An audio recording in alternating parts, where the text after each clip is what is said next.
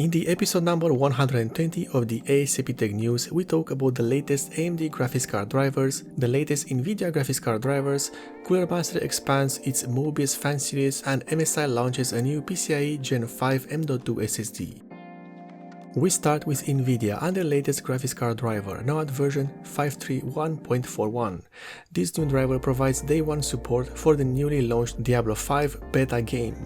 In addition, this driver brings out DLSS 2 support for The Last of Us Part 1, Smalland Survive the Wild, and Deceive Incorporated. However, the highlight of this drive is the support for the technology preview of the Cyberpunk 2077 Ray Tracing Overdrive mode.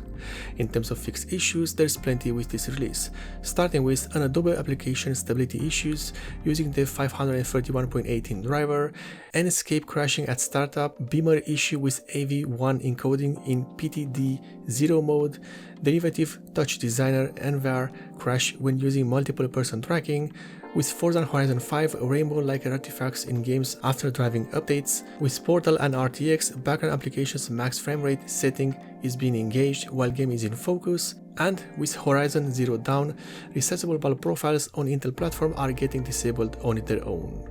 As always, I've already installed this driver on my testing system and nothing new to report, no new issues and no performance gains to be seen. Next, AMD has released their latest graphics card drivers, now at version 23.3.2.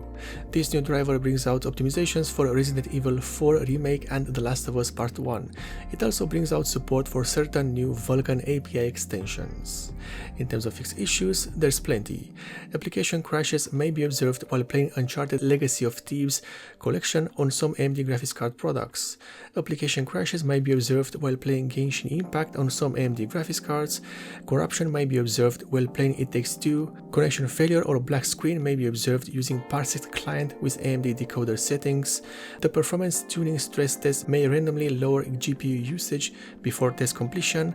The performance metrics overlay may randomly resize across the display on some graphics card drivers, and the performance metrics overlay may have some missing units when enabled or situationally become truncated after changing display scaling settings.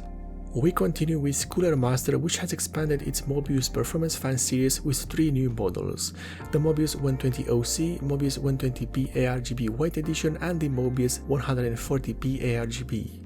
All 3 fans share the same fan frame design and impeller design, with the different colors and optimizations for RGB LEDs.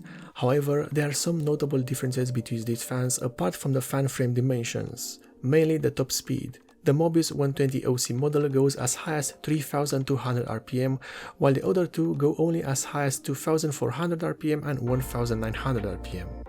Other than the speed and the design, these fans are identical and should perform the same as the previous models if you have them running at the same RPM. However, the pricing will not be the same as is the case these days because everything has a premium. And finally, MSI launches the SPATIUM M570 HS PCIe 5.0 NVMe SSD, an M.2 SSD that uses an PCIe Gen 5 controller and is available in 2 storage capacities, 1TB and 2TB. In terms of features, this SSD comes with an aluminum bronze color heatsink that will help keep the temperatures in check and make the SSD stand out design-wise.